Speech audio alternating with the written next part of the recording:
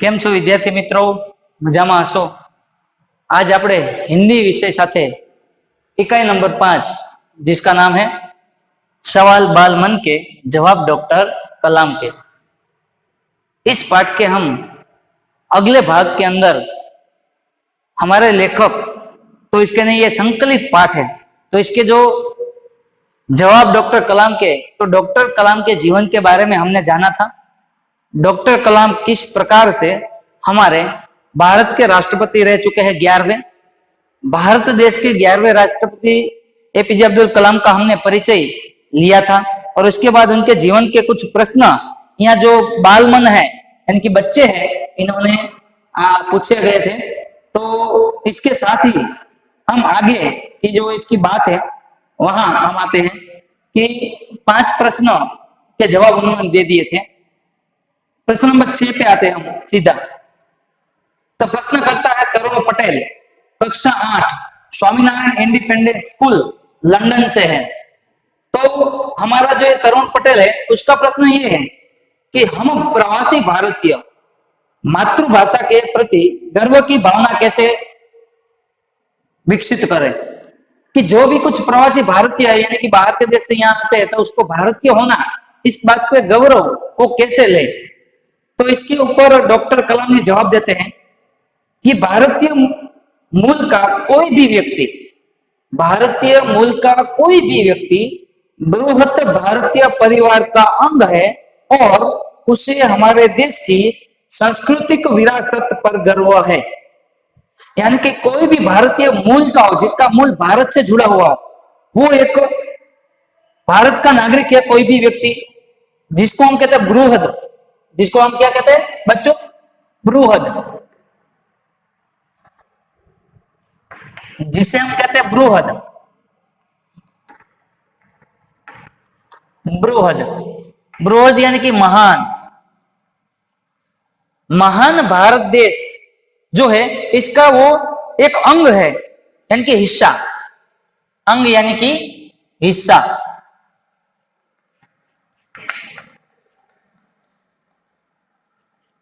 हिस्सा है या तो फिर भाग है। तो वो बृहद भारत का, इस महान देश का एक वो अभिन्न अंग है, इससे जुड़ा हुआ है। तो उसे हमारे भारत देश के ऊपर और उसकी सांस्कृतिक जो विरासत है उस पर गर्व लेना चाहिए। अब विरासत यानी कि धरोहर, विरासत यानी कि धरोहर। तो हमारी सांस्कृतिक जितने भी धरोहर है, जितने भी हमारे सांस्कृतिक वारसे के अंदर मिले हुई वस्तु है, उस पर हमें गर्व महसूस करना चाहिए। गर्व यानी कि गौरव लेना चाहिए हर भारतीय को।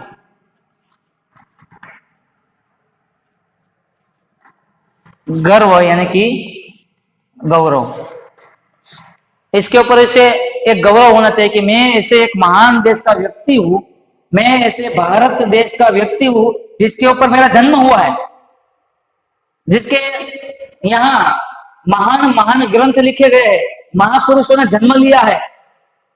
नरसिंह मेहता, धार्मिक युग की बात करें तो नरसिंह मेहता, मीराबाई, शिवाजी, ऐसे महान योद्धाओं और संत कवियों ने जन्म लिया है। गांधी बापू, सरदार वल्लभ भाई पटेल, ऐसे महान व्यक्तियों ने जन्म लिया है, उसका मैं एक हिस्सा हूं। और इसी तरह आपके लिए सौभाग्य की बात यह है कि सौभाग्य से आप लोग इसी स्थिति में हो, यानी कि अभी जो आप जहां हो भारत देश के अंदर, उसमें ही आप पले बड़े हो, इसलिए ये आपका सौभाग्य लेने वाली बात है। अपनी मातृभूमि से अच्छी तरह जुड़े हुए हैं और आप के लिए गौरव की बात है।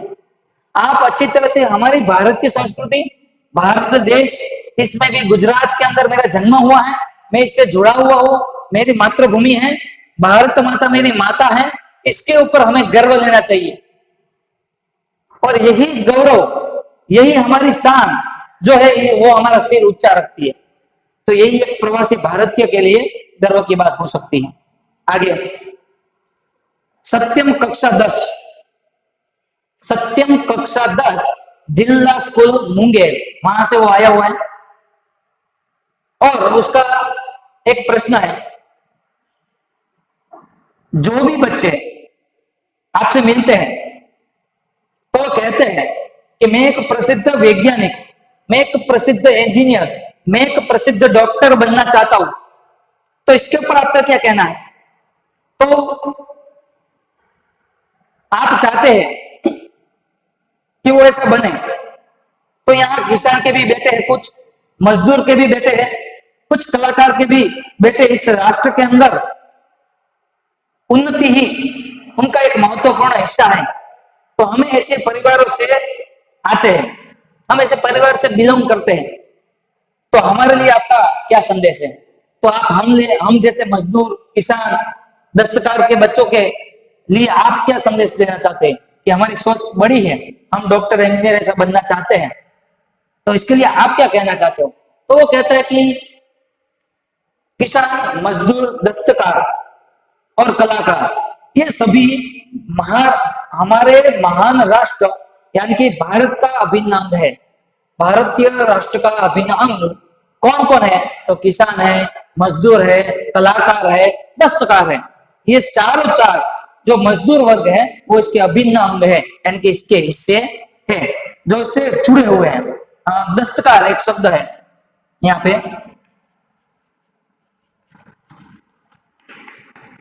दस्तकार एक शब्द है, दस्तकार यानी कि शिल्पकार, जो पत्थरों से एक अलग प्रकार की डिजाइन बना के, मूर्ति बना के तैयार करता है, उसे शिल्पकार कहते हैं, दस्तकार। उसके भी बच्चे भारतीय होने का एक अभिन्न अंग है, उसके साथ जुड़े हुए हैं, यानी कि अभिन्न यानी कि अटूट,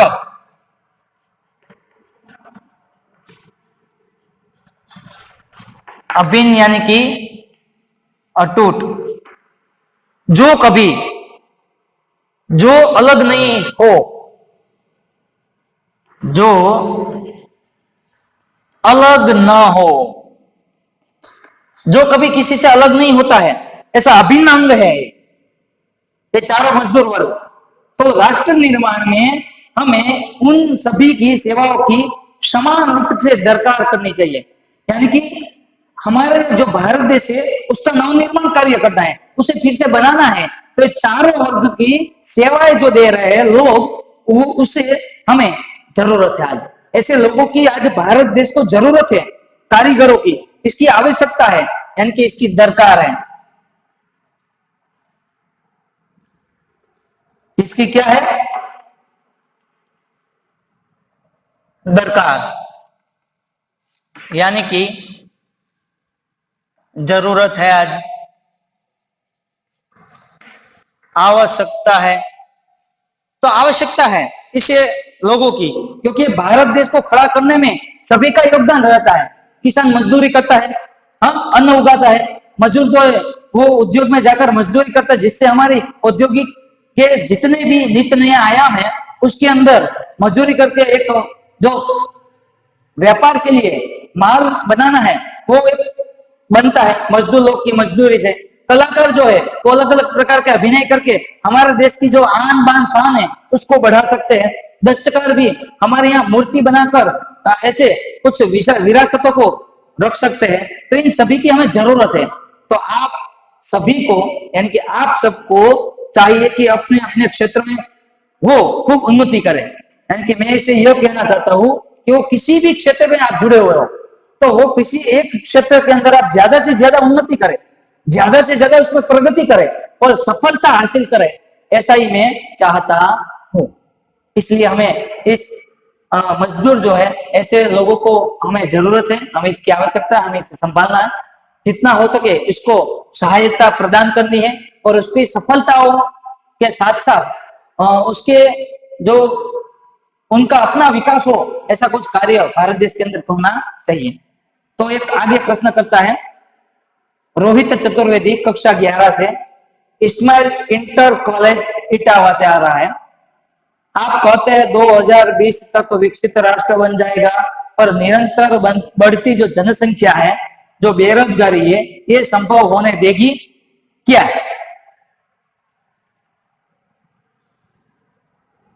2020 तक भारत विकसित देश बन जाएगा, बन जाए बन जाएगा। कैसे? क्योंकि जो भारत की जो विकास की जो दौर है वो कैसे संचालन होगी, ये भारत जो विकसित बनेगा वो किस प्रकार बनेगा। हाँ, क्योंकि इसकी जनसंख्या बढ़ रही है, बेरोजगारी भी साथ साथ बढ़ रही है, युवान जो है उसको रोजगारी के प्रचुर आयाम नहीं है, तो क्या करेंगे? तो कहते हैं कि विकास स्वयं जनसंख्या वृद्धि को रोकने की अचूक औषधि है, कि हमारा विकास ही हमारी जो हमारा उत्थान है वही हमारी जनसंख्या को बढ़ाएगा। यानी कि जब हर एक जनसंख्या के अंदर उसको पढ़ाया जाएगा, उसको अच्छी तरह से समझाया जाएगा, हर एक शिक्षित बनेगा, हर एक परिवार के लोग शिक्षित हो गए, वही हमारी जनसंख्या को कम करने वाले हैं। इसीलिए ये एक अचूक औषधि है। अचूक औषधि यानी कि निश्चित एक औषधि है, एक दवा है, इसी का एक उपचार है। इसमें जन शिक्षा, विशेषकर स्त्री शिक्षा की बात सम्मिलित है। जनता को तो शिक्षा देनी है, भारत देश में बसने वाले हर बड़े बूढ़े बच्चे जो अनपढ़ है उसको सभी को शिक्षा देनी है, लेकिन खासकर स्त्री शिक्षा जो है उसको बढ़ाना है, उसको समझाना है। स्त्री आजकल लड़कियां पढ़ नहीं रही है तो उसको प्रोत्साहित करे, उसको आगे लाए, और इसके समझाने से, इसके अभ्यास करवाने से इसकी समझ शक्ति बढ़ेगी, और समझ शक्ति बढ़ेगी तो ये अपने परिवार को, अपने आप जो जनसंख्या है उसकी वृद्धि में क्या होगी? कमी होगी। स्त्री पढ़ी लिखी है तो समझेगी, छोटा परिवार सुखी परिवार, हाँ, छोटा परिवार सुखी परिवार की जो भावनाएं हैं, हाँ, जो मान्यताएं हैं वो उसे स्वीकार करना सीखेंगी। मान्यता को स्वीकार करना वो तुरंत सीख जाएगी कि दो हम और दो हमारे। ये जो सूत्र भारत सरकार के द्वारा बाहर रखा गया, गुजरात सरकार के द्वारा, कि दो हम दो हमारे, यानी कि छोटा परिवार जो है, सिर्फ एक परिवार में 4 व्यक्ति होना चाहिए, तो इसका भरण पोषण होगा, वो समझेगी, वो कुछ कमाना जानेगी, कमाएगी तो उसका परिवार चलेगा, शिक्षित बनेगी स्त्रियां तो उसका अपने आप विकास होगा। इसलिए जनसंख्या भी कम होगी और हमारी जो विकास की वृद्धि है, जो बेरोजगारी की संख्या उसमें कटौती होगी। और फिर भारत 2020 का जो मिशन तय करके बैठा हुआ है, उस युवा को रोजगार के पर्याप्त अवसर सुलभ कराएगी। यानी कि जो 2020 तक हमारा मिशन है कि सभी बेरोजगार युवाओं को रोजगारी मिले, इसके लिए हमें कई सारे प्रमाण के जो पद्धतियां हैं, जो इसका अवलोकन निरीक्षण हुआ है उसको खड़ा किया है, और जो भी बनाए हैं, और उसके अवसर यानी कि प्रसंग भी ऐसे खड़े किए हैं जिसके कारण वो पढ़ेंगे, आगे आएंगे। जैसे कि विद्यार्थी है तो इसके लिए शिष्यवृत्ति दे रहे हैं, 12वीं कक्षा में पढ़े, सीबीएसई में गया तो इसके लिए सरकार जो वो लोन देती है लैपटॉप खरीदने के लिए। तो ऐसे जो प्रचुर तरीके के जो आयाम है वो सरकार खड़ी करेंगी और इसे लाभ सुलभ करवाएंगी। और कैसे? तो कि जो ग्रामीण इलाके हैं, यानी कि गांव जहां बसे हुए हैं, वहां ग्रामीण क्षेत्रों में बड़ी संख्या में उद्योग और धंधे स्थापित किए जाएंगे। यानी कि एक फैक्ट्री का निर्माण गांव से थोड़े नजदीक ही में फैक्ट्री बनी जाएगी, और गांव से ही जो लोग हैं वो वहां मजदूरी करने के लिए जाएंगे और उसको मजदूरी मिलेगी। हाँ, वो बेरोजगारी कम करने में काम आएंगे। यानी कि एक गांव से 30 किलोमीटर की दूरी पर एक कंपनी होगी, हाँ, 3 से 4 किलोमीटर की दूरी पर एक शिक्षण सेवा संस्था होगी, जिसके कारण सबको सुलभ और उपयोगी हो ऐसे नित नहीं है आयाम खड़े किए जाएंगे, जिसके कारण हमारी जनसंख्या जो है वो कम आएगी, उसकी जो साक्षरता है वो बढ़ेगी, उसकी रोजगारी बढ़ेगी, और इसी प्रकार जिससे उन्हें हर क्षेत्र में रोजगारी के प्रचुर अवसर यानी कि प्रसंग खड़े किए जाएंगे, पैदा किए जाएंगे। इस तरह जनसंख्या और बेरोजगारी को घटाया जा सकता है। आगे हर्ष मेहता कहते हैं, 12वीं कक्षा तेजस संस्कृत हाई स्कूल बड़ौदा से, कि आपको ऐसा लगता है कि 2020 तक भारत विकसित राष्ट्र बन जाएगा? क्या आपको लगता है कि 2020 तक जो भारत है वो विकसित भारत बन जाएगा? डॉक्टर कलाम कहते हैं भारत की जनसंख्या अरब से भी अधिक है। भारत की जनसंख्या कितनी है? 1 अरब से भी अधिक, यानी कि ज्यादा। तो उसमें से 54 करोड़ जो लोग हैं वो कौन है? 54 करोड़ लोग में से 25 वर्ष के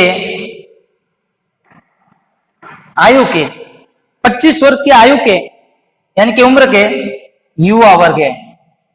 युवा वर्ग कौन है? 25 वर्ष की आयु के सिर्फ युवा वर्ग है।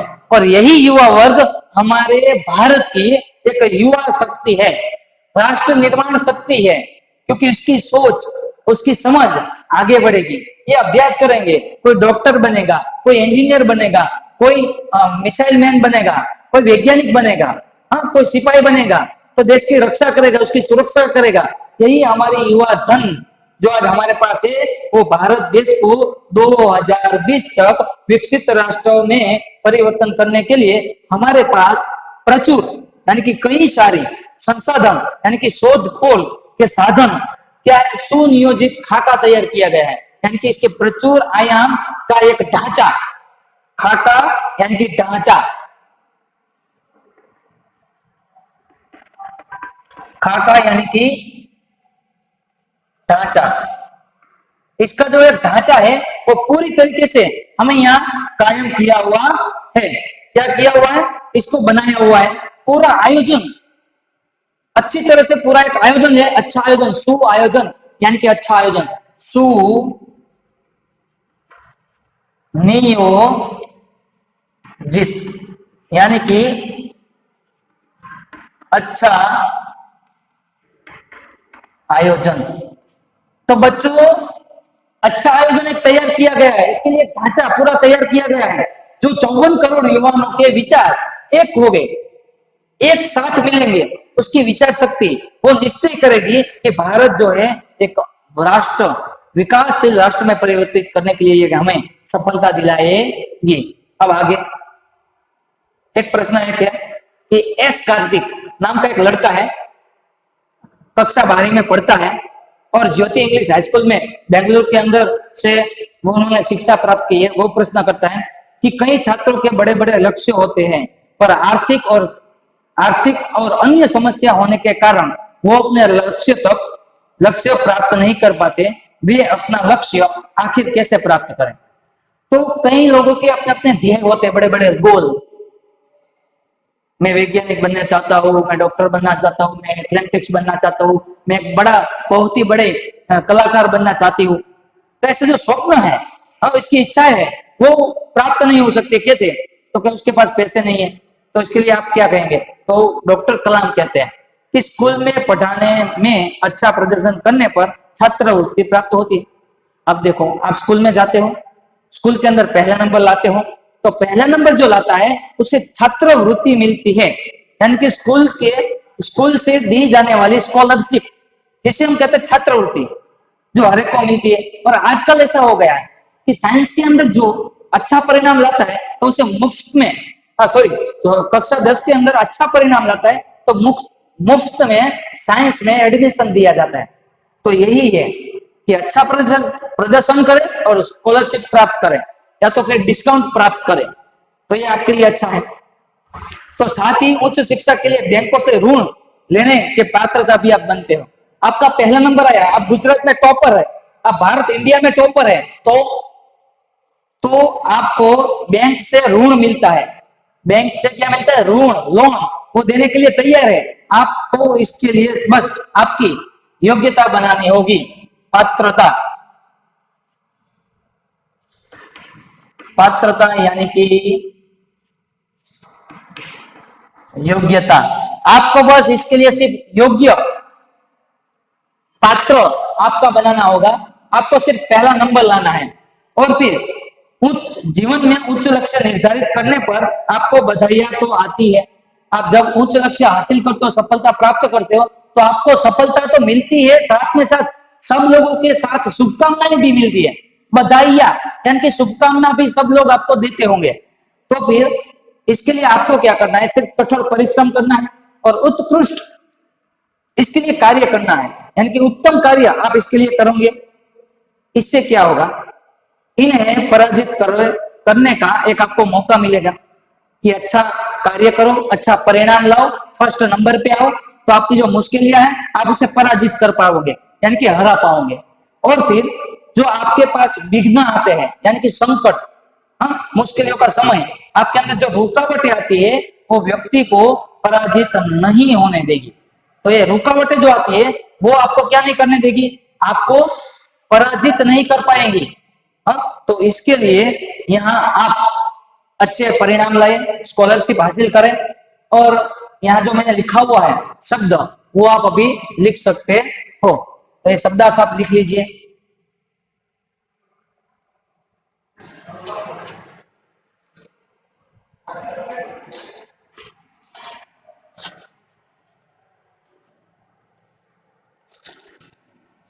तो बच्चों आपने लिख लिया होगा। तो यहाँ पे अब आगे का प्रश्न जो है, अब आगे का जो प्रश्न है वो मैं आपको बताने जा रहा हूं। मिथुन,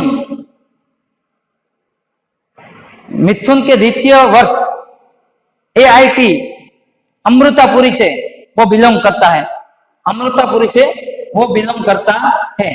तो भारत को विकसित राष्ट्र बनाने में राजनीति की क्या भूमिका हो सकती है, यानी कि भारत के एक राजनीति की क्या भूमिका हो सकती है, उसका कार्य क्या हो सकता है। तो उसका कार्य ये है, डॉक्टर कलाम कहते हैं कि जिम्मेदारी राजनीतिज्ञ दूरदर्शिता पूर्ण नीतियां बनाता है। तो हर एक नेता, राजनीति यानी कि हर एक नेता को एक दूरदर्शिता पूर्ण नीतियां बनानी होगी। नीतियां यानी कि नियम, उसके सिद्धांत, ये आपको बनाने होंगे।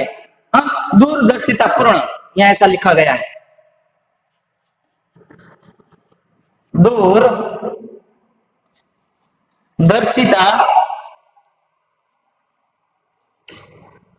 दूरदर्शिता पूर्ण।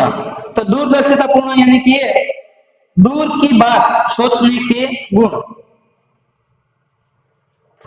दूर की बातें सोचने का गुण।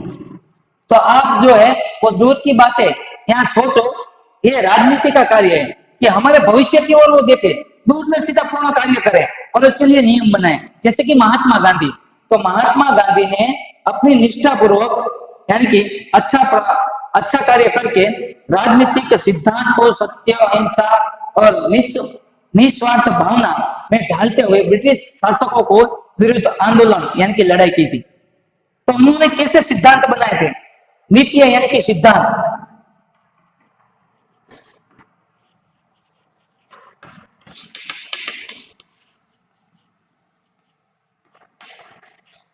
गांधी जी ने कैसी नीतियां बनाई थी, तो कि सत्य, अहिंसा और निस्वार्थ भाव से सेवा करना।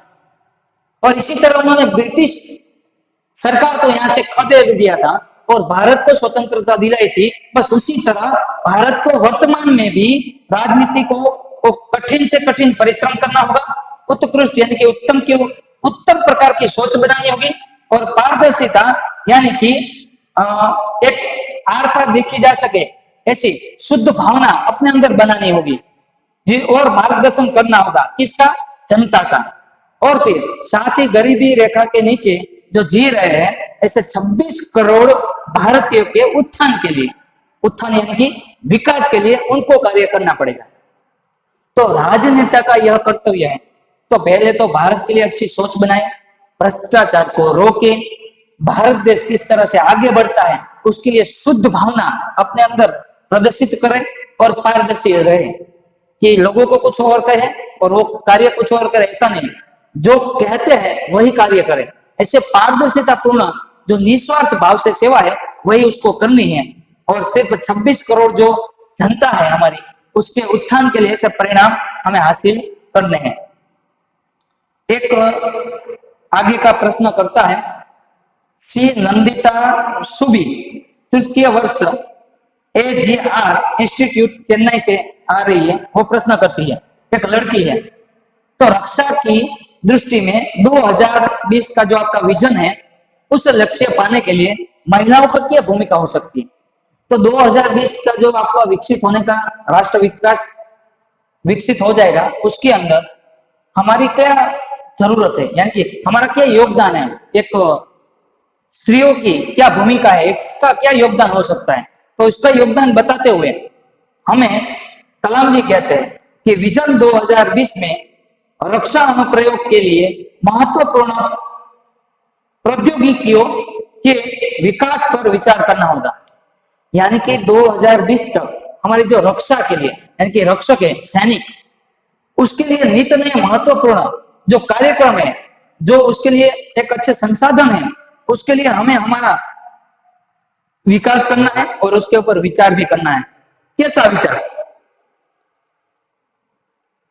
राष्ट्रीय सुरक्षा की बात भी विजन 2020 में एक इसका अभिन्न अंग है कि इसमें राष्ट्रीय भारत राष्ट्र की रक्षा किस प्रकार की जाए, उसमें भी यह मुद्दा शामिल है। ये भी मुद्दा एक अभिन्न अंग की तरह जुड़ा हुआ है। तीनों सेना में, सॉरी, सशस्त्र सेनाओं में, यानी कि 1000 सैनिकों के अंदर नियुक्त के लिए पुरुष एवं महिला के आधार पर कोई भेदभाव नहीं किया जाएगा। सशस्त्र स्थल सेना है, वायु सेना है, फिर जो समुद्र सेना नेवी है, तो इन तीनों के अंदर स्त्री एवं पुरुष, महिला और व्यक्ति को, यानी कि पुरुष को, दोनों को योग्यता अधिकार के रूप में उसको स्थान दिया जाएगा, उसको पद दिया जाएगा, और जो जितने काबिलियत है उसी स्थान पर उस स्त्री को बैठाया जाएगा। जैसे कि हमारी प्रथम IPS ऑफिसर किरण बेदी, वो IPS ऑफिसर थी पुलिस के अंदर, हाँ, और फिर उसने क्या किया था, तो कि भारत देश को आगे ले जाने के लिए कार्य किया था, अच्छी तरह से अपनी ड्यूटी निभाई थी। उसी प्रकार वायुसेना के अंदर स्त्रियों को पद दिया जाएगा, उसको अपने हक दिए जाएंगे, एक अधिकार दिया जाएगा, और तीनों सेना के अंदर पर्याप्त महिला अधिकारी नियुक्त किए जाएंगे। यानी कि जितनी जरूरत है उतने महिला अधिकारी को इसमें शामिल किया जाएगा, उच्च से उच्च पद पर आसीन भी होगी। हाँ, जैसे कि हमारी प्रथम प्रधानमंत्री इंदिरा गांधी, राष्ट्रपति प्रतिभा पाटिल, मीना कुमारी स्पीकर, ये सब जो अपने अपने अधिकार लेकर, अपने अपने स्थान लेकर भारत देश को आगे ले गई है, इसके लिए उन्होंने कार्य किया हुआ है। तो ऐसे ही अधिकार के रूप में यह सेनाओं में भी भर्ती किया जाएगा। और राष्ट्र की रक्षा क्षमताओं में वृद्धि के लिए महिलाओं को उच्च से उच्च सामरिक, यानी कि युद्ध सेवा से संबंधित रहने वाले जो कुछ भी सेना है और उसके अंदर जो बहुगुणक उपकरण है, उस पर कार्य करने में भी अपना वो सहयोग दे सकती है। यानी कि वो टैंक चला सकती है, वो AK-47 चला सकती है, युद्ध के हवाई जहाज चला सकती है, नेवी के अंदर वो अपना योगदान दे सकती है। तो ऐसे स्थानों पर, सभी स्थानों पर उसको नियुक्त किया जाएगा, उसके साथ उसको संयोग से जोड़ा भी जाएगा। अब एक लास्ट प्रश्न, जोधपुर से दौरे पर गए हुए कलाम ने एक बार से प्रश्न पूछा गया था एक बच्चे के द्वारा कि हम अति विशिष्ट व्यक्तियों के दौरे पर, यानी कि कोई एक अच्छा, मान लीजिए दूसरे देश के राष्ट्रपति यहाँ आता है अमेरिका का, तो उसके लिए हम क्या करते हैं, दूसरे देश के राष्ट्रपति आते हैं तो इसके लिए हम कई सारे खर्च कर देते हैं, जिस खर्च के कारण हमारे भारतवासियों को बहुत कुछ सहन करना पड़ता है। तो ऐसे प्रवासी भारत तो दौरे पर आते हैं तो आवश्यक खर्च नहीं हो सकते, उसके लिए आपका क्या करना है? तो वो समझाते हैं कि तुम इस मंच पर एक बड़ी सी कुर्सी देख रहे हो, तो क्या? हाँ, देख रहा हूं। ये कुर्सी अब यहाँ नहीं है, यानी कि जिसकी जरूरत यहाँ है तब तक ये वस्तु रहती है। तो उसी प्रकार भारत के अंदर जितनी वस्तुएं चाहिए, उसकी जरूरत है, उसका ही वो उपयोग करें, अन्य खर्च जो है वो कम किया जाएगा। यानी कि जो दौरे पर आते हैं, उस दौरे पर आने के लिए जितनी वस्तु की, जितने ऑफिसर की जरूरत है, उसको ही नियुक्त किया जाएगा। उसके अलावा बाकी की जितनी जरूरत नहीं है वो भविष्य में खर्चे नहीं होंगे, ऐसा वो बता रहे हैं। कुर्सी न होने का मतलब क्या है कि भविष्य के अंदर ऐसे खर्चे नहीं होंगे, और ठीक इसी तरह जो उत्पादक चीज पर हो रहे अनावश्यक खर्चे वो भविष्य में नहीं होंगे। यानी कि जिसका उत्पादन करने के लिए हमें जरूरत है उतना उत्पादन हम करेंगे, और जिसकी हमें जरूरत नहीं है वो भविष्य में बंद कर दिए जाएंगे। बहुत मात्रा में जिसकी आवश्यकता है वही हम रखेंगे, बाकी हम क्या कर देंगे, बंद कर देंगे। तो इसी के लिए हमें क्या करना है, अपने जो खर्चे है वो कम करने हैं, बंद कर देने हैं, जिससे हमारा राष्ट्र जो है वो विकसित होगा, वो आगे बढ़ेगा। तो ऐसी सोच वाले अब्दुल कलाम के जवाब हमें यहाँ अच्छे अच्छे दिए गए हैं। बालमन ने प्रश्न पूछे हैं और डॉक्टर कलाम के जवाब तो आपने सुने ही। तो ये जो है वो पूरा डॉक्टर कलाम के द्वारा दिया गया प्रश्न के उत्तर, और भारत देश को आगे बढ़ाने के लिए जो उनकी सोच है वो बहुत बड़ी है। वो हमारे देश के राष्ट्रपति भी रह चुके हैं, और फिल्म के अंदर उनकी मृत्यु हुई थी। जब भाषण चालू था तो दिल का दौरा, भाषण उसका चालू था और दिल का दौरा पड़ गया तो मर गए। और उसकी ऐसे महान व्यक्ति को हम सत सत प्रणाम करते हुए हमारा जो इकाई है यहाँ समाप्त करते हैं।